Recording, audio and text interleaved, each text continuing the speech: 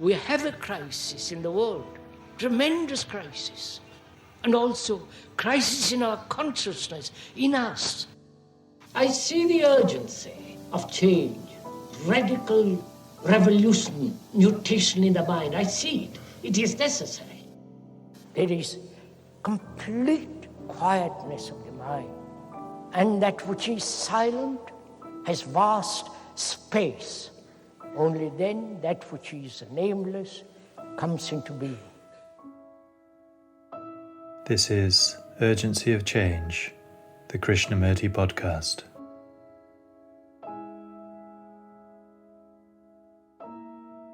Hello and welcome to episode 31 of Urgency of Change. This week's episode is Krishnamurti in conversation with Donald Ingram Smith, entitled Awareness is a Mirror in which the movement of thought is perceived. Next week's episode is an interview by Wilfred Thomas.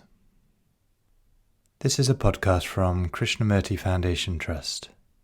Please see our official YouTube channel for hundreds of video and audio recordings of full talks and carefully chosen extracts. We are a non-profit charity and rely on your support to continue to preserve and make Krishnamurti's work available. If you enjoy our podcast, please consider leaving a review. Donald Ingram Smith was a well-known Australian Broadcasting Corporation broadcaster from Sydney. For many years he was involved with the recording of Krishnamurti's talks in Australia and India. He also hosted a radio program on Krishnamurti. Ingram Smith first met Krishnamurti in 1949, and his memoirs of the times he spent with Krishnamurti through to his death are published in the book Creative Happiness, A Journey with J. Krishnamurti. This conversation was recorded in Ojai, California in 1977. Krishnamurti asked whether all of consciousness is made up of its content. Can thought be aware of itself? Is whatever thought has created reality? Intelligence is not a product of thought. Thought has limited itself, made itself a fragment. Attention is a summation of all energy. I would like to talk over with you to probe into the essence of awareness, what the essence of consciousness actually is. And may I open up what I see so that we may come to the question that I'm attempting to ask. I am aware, I see that awareness is not mine, that every person, every animal, for its safety, is aware, that the physical organism is alert to any danger and responds instantly to any loud noise, to any approach of danger.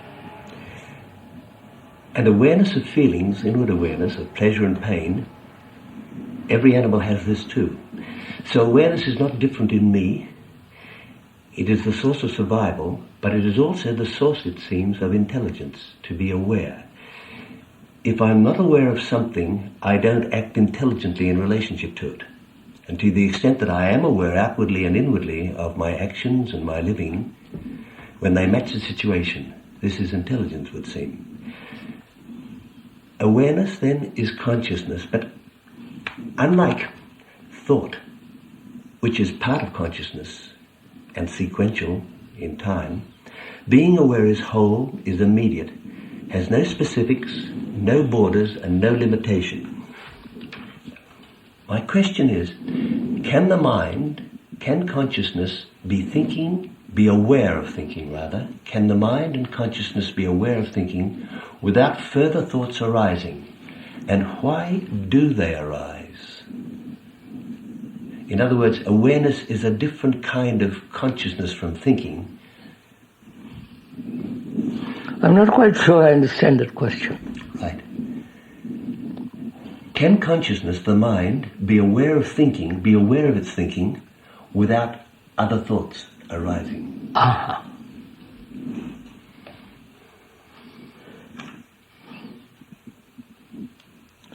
So if you agree or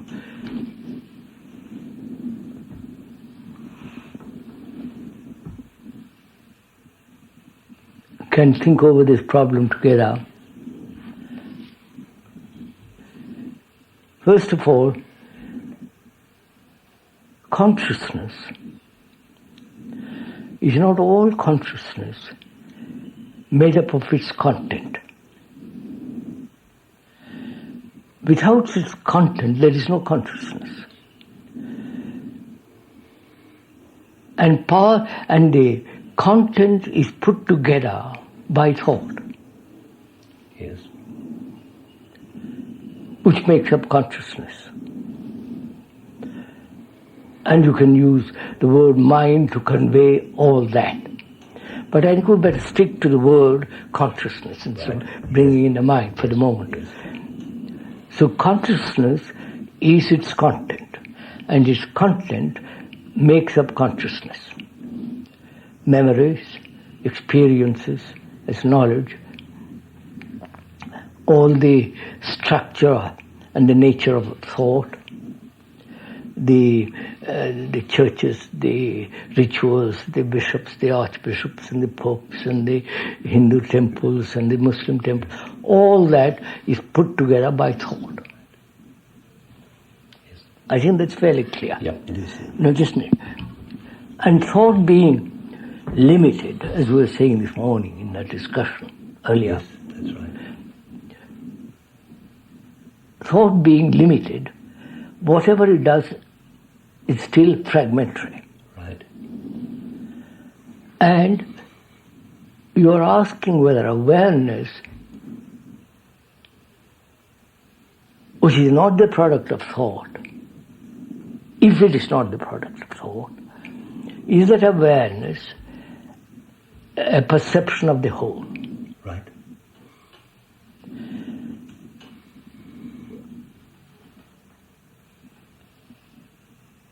If we both of us see that the consciousness and thought are fragmentary, and that everything that thought creates is fragmentary, thought then cannot possibly be aware of the whole, of the whole being, the whole of existence. It can be aware of itself as movement and time. It can be aware of itself as a movement in time. Yes. That is, I think I am going tomorrow from here to there. And measurement is comparison, imitation, conformity. And all that is the movement of thought in time and measure. And part of the whole of the structure of consciousness is this movement. And when we say we are aware, as you pointed out earlier about animals and the rest of it,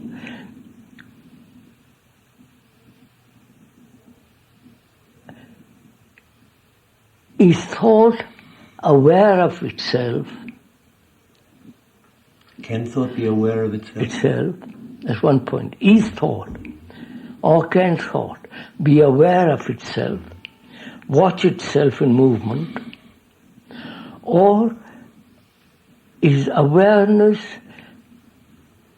is like a mirror in which the movement of thought is seen? Right. You see the point? Yeah, there are two. Either thought is aware of itself as movement and time. Can it be? Can it be? Is that possible? Or is awareness a highly polished mirror in which the movement of thought is seen? There are 2 points in this.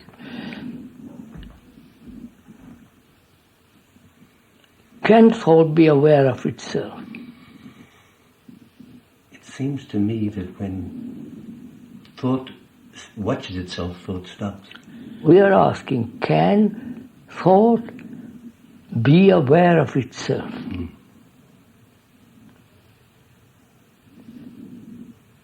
Because awareness implies... But if thought is moving, can it be aware of itself? Yes, that's what we say. Thought is always moving. That's right. But can from one thing to another and endlessly moving. Yeah. Can that be aware of itself? Which implies that thought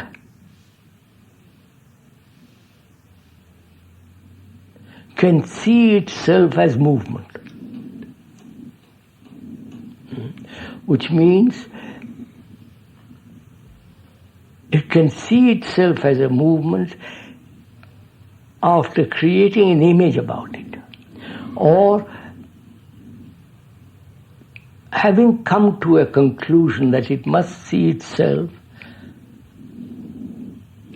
then it can imagine that it sees itself. Yes. Surely that is not awareness of thought being aware of itself. We're asking for awareness, we are saying rather, not asking, that awareness is a mirror in which thought as movement is perceived. I'll show you what I mean. One is aware that one is conforming to a certain pattern or according to certain beliefs or a conclusion about action and acting. One can see that very clearly, that conformity is taking place. That is not awareness. That is a reasoned conclusion that conformity, what is the implications of conformity, and how thought conforms. First you create the image, then conform to that image. Whereas we're saying awareness is a mirror in which there is no distortion. Distortion exists when there is a direction, or when there is choice. So, awareness is a mirror in which thought is seen, like or as in relationship with another. You see your reactions, your attitudes, your responses to that person. That's right, weird. So, awareness, it seems to me, is something that is not cultivated, is not an end product, but rather, as you are aware of the world about you, the nature and the animals and so on, you are aware of the color of your shirt, your trousers and so on.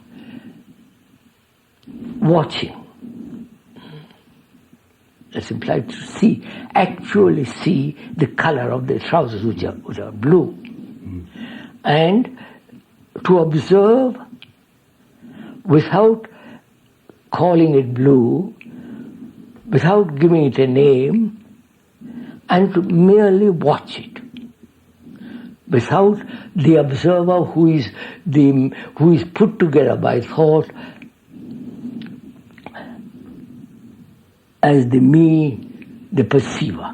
Right. So we are saying, is there a possibility of observing without the name, without all the implications involved in the name, in the form, just to observe without any distortion. That observation is awareness. Right. So to observe oneself without any distortion. One of the difficulties seems to be that in this real world that I see around me, the people and the nature and the hills and valleys, the real world in which I live is for me what I think it is usually. What you see. Yes, what I see, but what you hear, what you... Yes, sir, but the point I'm wanting to clear, if I can, is, but I don't seem to realize this reality as I know it. I don't seem to realize it, that it is what I think about it. It usually is that what I understand what you're trying to say. Is it what you think it is? No. I mean, this is what I carry with me, though. I carry with me my sensing about all this. Yes, I know, I understand that. I'm saying that, I'm asking you. Is the world what you think it is? No. But what I'm saying is that what I think it is becomes the reality for me. Yes. What you think about the world is your reality, or is what you imagine, what you think, what you feel, what you perceive as... And we take that for reality, is what I'm saying. I understand. We take that for reality, because I don't really know the other, therefore I take what I sense, what I feel about it. So we have to really go into the question of what is reality. Right. Not what you think is reality, right. But what is reality. Yes. Would you say reality, which is, it comes from reality, comes from the word race, thing, a thing. Yes. Would you say whatever thought has created is reality? It is my reality. No, not your. Whatever thought has created. This house? This house. Mm. It has a reality. It is real, yes. Actual. Actual, I can... There's the floor, there's the roof, there are the walls, windows, door. Sure. The reality of a Christian belief. With all the... And it has tremendous effects. Oh yes, all that paraphernalia and all that superstitious business. And whatever thought has created in all the religions is a reality. You go to church, you see the Mass, you participate in the rituals, the wafer, all that, including the image, the symbol, the Christ, all that is the product of thought. Yes. Plus the way I live in according to it. Plus you live according to it or not according to it. Right. Yes. So thought creates reality. Whatever it creates is reality. Yes. Including illusion. Of course. Including all the neuroticisms, all the beliefs and all that is still part of thought. Yes. So we can say all that is actual. Right. Which is but it can all reality. Be wrong. Huh? It can all be wrong. Of course, as I said that, illusion, yeah. And it can be right or wrong. It's all part of that structure called reality. But nature, that tree, is not created by thought. Right. But that tree can be made into a chair. And the chair is a reality created by thought. Yes. Yes. Right? So, either man lives with actuality, reality, yes, which means no distortion of reality. which means one sees actually the reality of a church, bishops, all the rest of it, rituals, all the dogmas, is product of thought. Thought is limited. Right. Therefore, all religions become fragmented. Yes. Therefore, it's not truth. Right. And thought being sequential, it continues. It continues. So, thought, reality has nothing whatsoever with truth. Truth?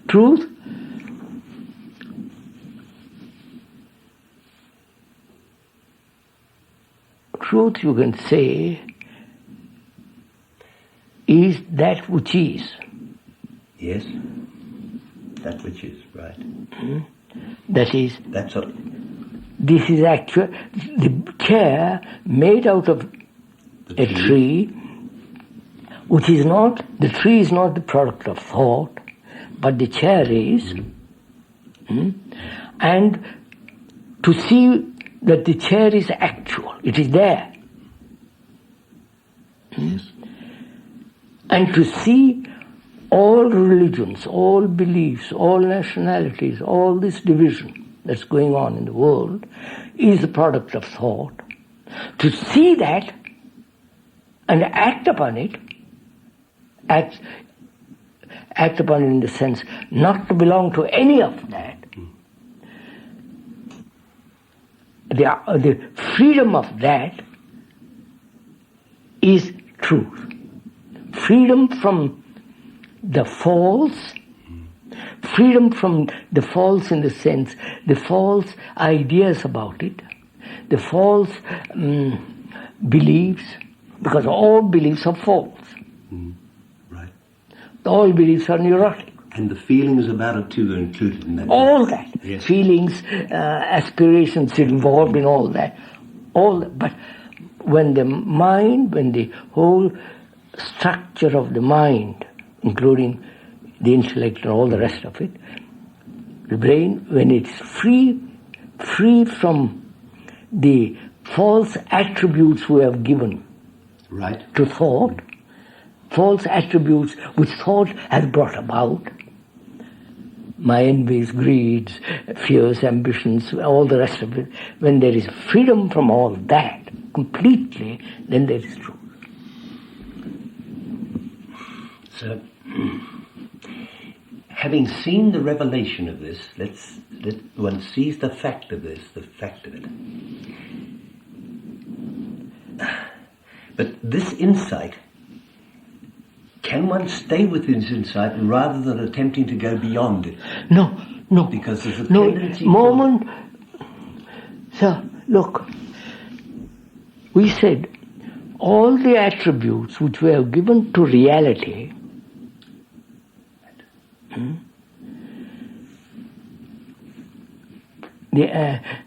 all the attributes of oneself, that is, I am jealous, I must be this, I must not be that, and I am a great man, I am a little man, I am anxious, fearful, I want pleasure, I hope there's security, I want God. All that is a reality.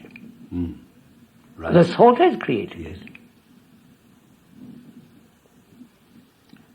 But when I perceive this, there seems... Not you, but when there is a perception of it. Thank you. When it is seen to be true, yes, as fact, and therefore the insight into it brings freedom. One realizes one has lived in illusion. Yes. If there is a perception of the fact that you are living in an illusion, which is dangerous, because it destroys the world. Destroys me, destroys you, destroys the world. When there is a perception of that danger, there is freedom from it. Yes. And that freedom is inside, which brings about freedom. I have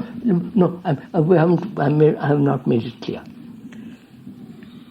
One sees the irrationality of living a life that is so utterly meaningless, stupid, confused,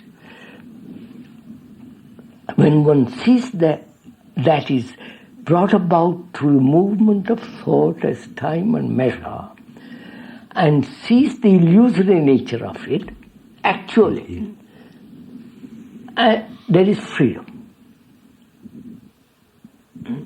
The seeing is the insight.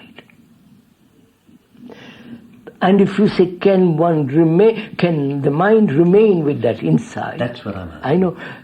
Can the mind remain with that insight? When you ask that question, you're saying remain means time. Yes, sir. I meant the state, the movement of mind that sees that. Why that's the state of mind, the No, sir. No. The freedom what of you're mind. really asking is, if I may interpret it, Sir. what you're really asking is insight timeless? That's what I'm asking. Huh? That's what Not what I'm seeing. Not is it a continuous movement, not can the mind remain with it. Quite right. Nothing to do with that. No. So is insight, which is not thought, and thought is time and measure, Yes. movement, so insight is timeless, there's no time. It doesn't say, that insight doesn't tell you I must continue. Right. This raises a crucial point in the normal living of the normal person. Daily life. Daily life. Is that I don't know how I will live in the future then. I don't know how I will live in the future then. What do you mean future? Oh, tomorrow. Yeah, what do you I mean? don't know how Yeah. my livelihood or what my Yes, future will be. yes. But can I avoid sort of taking any action or giving any thought to secure a future for myself? Because somehow or other one wants the insight, the living essence of perception, but one also, thought comes back to about the future, even the future of the school here, about the future movements. Can one live in this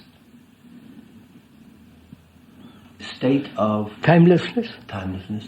Is that what you're asking? I think that's what I'm asking. Are you sure? Yes, sir. I've come to it. I wasn't asking that earlier, but I am now. Are you asking, in daily life, Yes. married or unmarried, girl or boy, having a job and so on, in relationship with each other, can one live with this intelligence which is timeless? That's what I'm asking. That is the question. The intelligence being insight. Right? I understand your question. Yes. I know. Perception the same as insight? Yes. Yes. Good. I perceive suddenly something clearly. Right. That is, my daily life, one's daily life, is very confused, miserable, sorrowful, boring, Fragment. all the rest of it.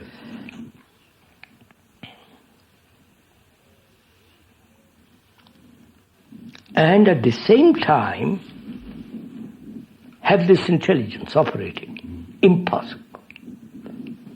Of course.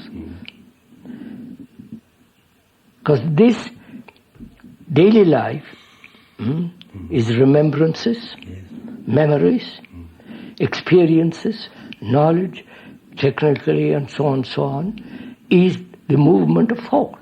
Quite right. Out of memory, it's a response. And we are saying intelligence is not a product of thought. Right. So the movement of thought is totally unrelated to the other. But when in daily life I'm not jealous. There is no jealousy. There is no anger. There is no hatred. There is no I am this and you are that. I am British. I am all the rest of the ugly business. Then the intelligence uses thought in action. Yes. This is intelligence, this awareness. It seems to take place when the mind is empty. But is there something more than just this emptiness? The emptiness, the void, seems not to be a space with nothing in it, but it seems to be rather void of qualities, of attributes, rather than of nothingness.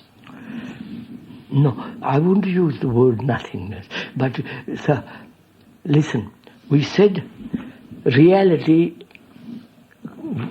the meaning of reality comes from the Latin res, things. Yes. Thing. Yes. When you say nothing, Nothing. no, not a thing, Yeah. which means thought is not functioning. Right. Right.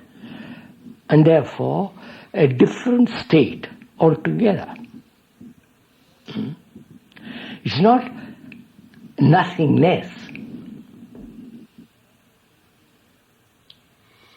It is not It's not anything that I recognize either. as being nothing or everything. Right. Quite right. So what is the question you're asking? Where no knowledge is, Where? where no knowledge is, or no thinking is, No, you're mixing. Well, go ahead, sir. yeah, is the state of the mind that is utterly unknown to me, the state of mind which is unknown, with sort of no time, no space. No, sir. May I put it? May I? Please do. The actual. Let's start with the fact, not the illusion. Yeah. Yeah. Which is our minds, most people's minds, are a jungle of words, contradictory thoughts, say one thing, do another, and so on, anxious, fearful, sorrow, all that. That's the fact. Now, can a mind which is so confused, seeking security, can such a human being have a mind that's empty? It can't. When I'm listening to you, when I'm actually Paying attention to you, there doesn't seem to be anything in the mind. No, because the speaker Yes. makes things very clear. Right. How he acts as a mirror in which you are seeing yourself. Quite right. When you are seeing yourself, obviously there is nothing in your mind. So if I was listening, say, to a Beethoven's Fifth Symphony, isn't this the state of mind a similar state? Not quite. There, music, Beethoven, or Mozart, Yeah. or like,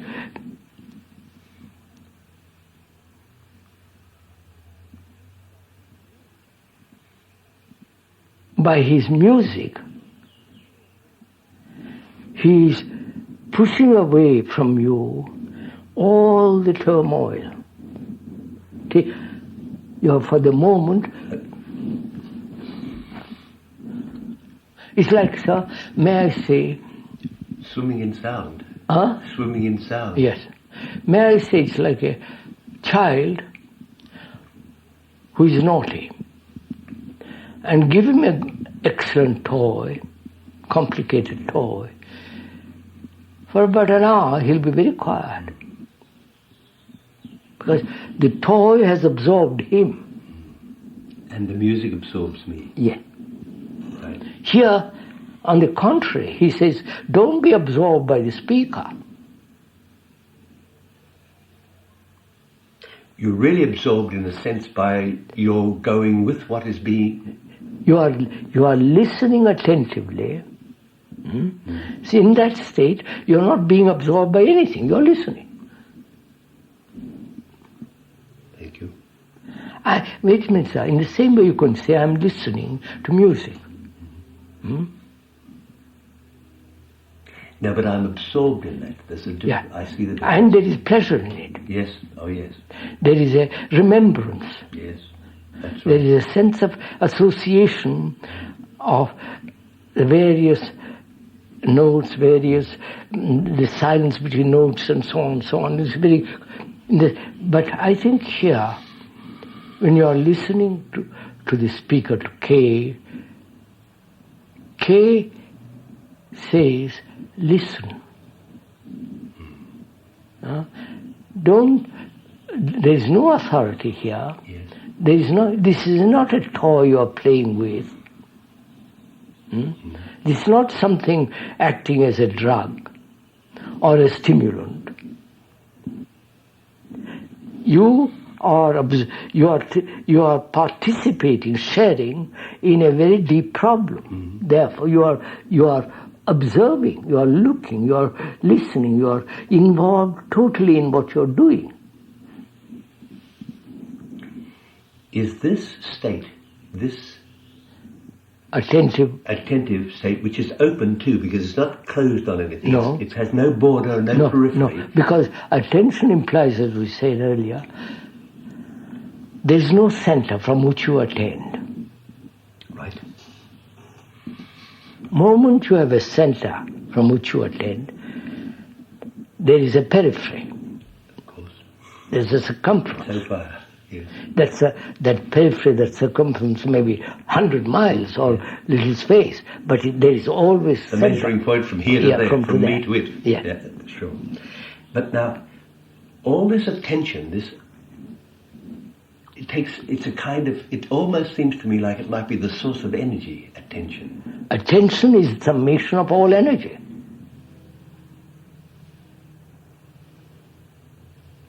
So the still mind, the mind that is attentive, the mind that is Which is- listening to itself or to you or to the world, An attentive mind, which has gathered all its energy, right? yes, When it has gathered all energy, there is no fragmentation then. right. It's only when there is fragmentation, there is the dissipation of energy. Would you then call this the source of creation? Is this the source of creativity? Oh, that word creative, that's another conflict. I don't mean in the ordinary sense of create. Is this stillness the gathering of energy, but therefore it must be the source of of action then? No, sir, don't. Again, you see, difficult word like action, creation. Most people act according to a pattern, Of course. or according to an ideal, or according to a motive which they have. And the motive is put together by thought, therefore their action is fragmentary. Now, what do you mean by silent? You can cultivate silence by saying, I'll be silent for an hour, forcing yourself. Yes. Making an effort not to allow thought to wander all over the place, which is concentration. That's all that is not silence. Because that silence is the product of thought. The silence we're talking about then is the silence that comes into being when there is real attentive interest in whatever is occurring. Yeah. Or would you say, when the mind is not occupied? Yes, I would. When the mind is not occupied with anything. But it is very concerned about being not occupied with I know. anything. Then if you are concerned not being occupied, then it's off again. Right. But see that only an unoccupied mind can see things clearly. Absolutely clear, yes. So an unoccupied mind is really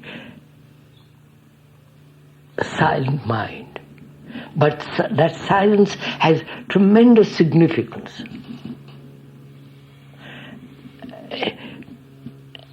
It is not because that in that silence there is no measure. It isn't continuous silence or superficial silence, because thought has not brought it. Right? Mm-hmm. So it has tremendous meaning to it. Could this state be called one which is not the outcome of a reaction to anything? Oh, no. Nor does it create a reaction? No. Moment I have a reaction is the other form of conditioning. Of course. Another form of conditioning. I react to capitalism method, suppose. Then I fall into the trap of another conditioning. Mm-hmm. So, to observe without reaction, which we went into at the beginning. Right. To observe without reaction then implies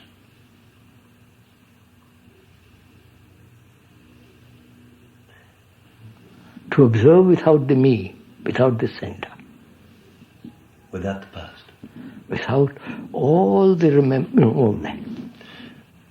So to observe oneself.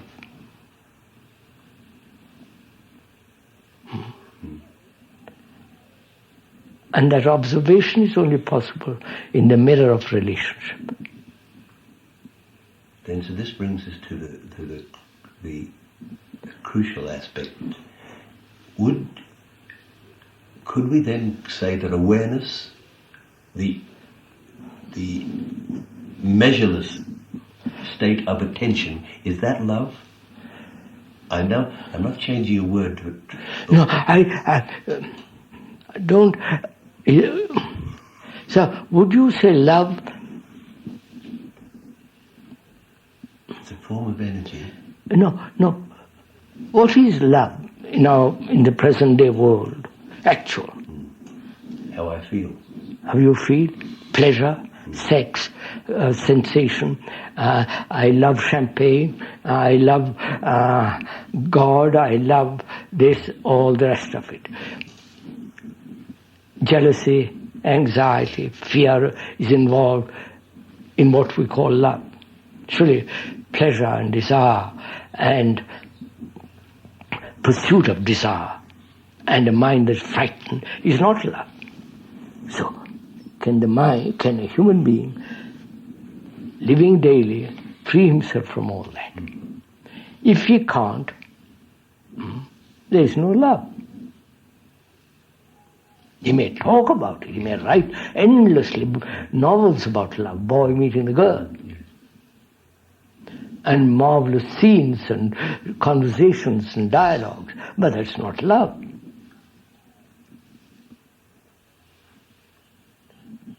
This consummation, when I'm attending, when I'm listening, when I'm watching... In that there's care. Tremendous care. Tremendous care. Care implies tenderness. Sense of, I'm caring, I care. It is a sense of, I care for the plant. That means I'll protect it. Don't give it enough water, enough sunshine, so I protect it. In the same way, if I care for one's daughter or son, I have to care not just when they are little babies, but for the rest of one's life, which means how they behave, how they talk, how they are educated, what education means, all that's implied.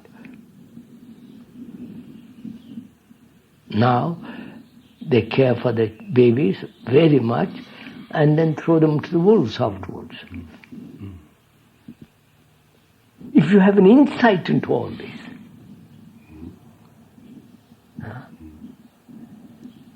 and being inside implies freedom from all this, Right. then naturally you have love, you have compassion.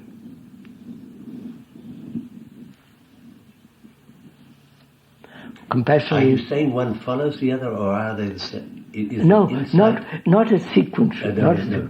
I mean, if you see it instantly, the whole thing drops away, which very few people can do, because they cling to their own little pleasures and all the rest of it, attachments to all that. But if you see the whole structure of thought and what it does, the inwardness as well as the outwardness of thought, and then it drops. You have an insight to God. The whole real movement then is actually to see what is, whether it's false or true or made up by the mind or made up by... But surely that's very simple. Everything that thought has created is reality. The chair, but not nature. The chair made of the tree. The tree is not put together by thought. You're making a distinction then between reality and fact or truth. No. Reality and truth. That's right. Yes, That's right. The truth exists only when there is freedom of insight. Insight brings freedom from all the turmoil which thought has created. It's only then there is truth. Not I'm angry, jealous, furious, ambitious and all the rest of it, and I search for truth. It's sheer nonsense. Yes. Complete. So the source of the energy of this. So there's the energy of thought. Right. There are two energies, are there? We'll go into it. Energy of thought. Yes, there is the energy. Thinking stirs you up to do all sorts of look, actions. all the dynamos in the world and the going up to the moon. Tremendous energy. Yeah, that's right. That's wonderful. Behind that energy, there's a motive of profit, the motive of patriotism, and Americanism or Japanese or British or whatever it is. Yeah.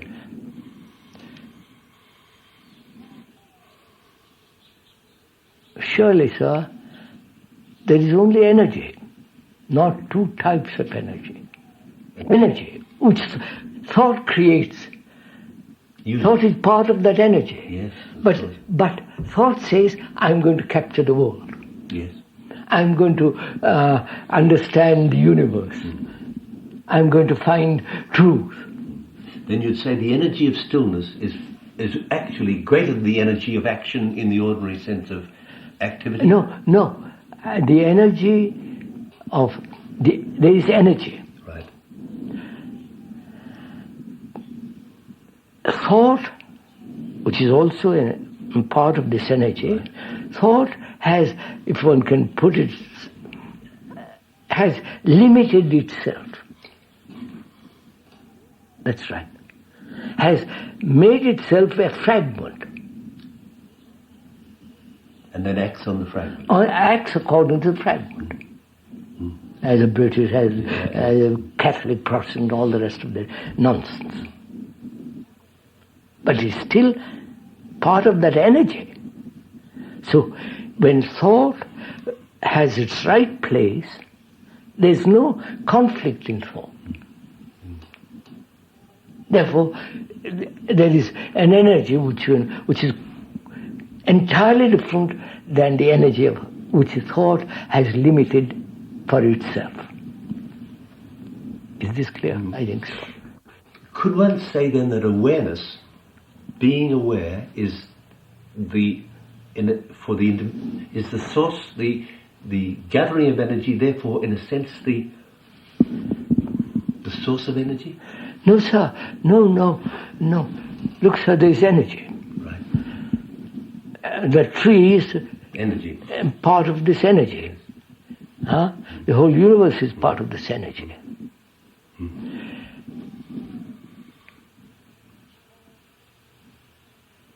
Thought through memory, experience. No, experience, knowledge, memory, Right. which is stored in the brain, which becomes the thought, has fragmented itself. Kind of stored energy in a way. It is fragmented, Yes. broken away, Yes, of course, broken away. limited itself. And that limited energy says, I'm going to conquer the world. Perfect. But it's limited. When that limitation ends, it is energy. When there is no longer fragmentation, and therefore there is the whole energy, there is no, from that holistic or the whole energy operates in daily life, if we can allow it. Yes. So it's really just the observing, seeing, being. No, observing how the movement of thought. Yes. And observing how terribly limited it is. That's it. And how thought has fragmented the world. You and me, we and they, the whole God and devil and the archangels and the Christ and the bishops and it's all movement of thought. Therefore it's all a matter, all that thought is matter. Of course. Because it's stored up in the brain It must be filmed on the brain. So it's all matter. Yeah. So whatever thought creates is nothing but fragmentary matter. Just falls. Yeah. So there is nothing spiritual about it. If we're going to use that word spiritual in the sense. Pure energy. But the things thought has created are not sacred. But thought has created the cross or the symbol of Hindus or Buddhists and said that is sacred. Why has thought assumed that there is another state? Why does it dream? Another state because it knows very well the thought is very, very fluid, flexible, and there is no security in it. No. So thought invents a security. As God, as Christ, or whatever you like, the state, the ideal, and in that it hopes to find security. And that security as neurotic as the other. Yes. Right. And the movement of energy has no security. Of course, there is energy. There is no question of seeking energy, seeking security. Therefore, love and compassion is in that there is no security. It's a summation of all energy.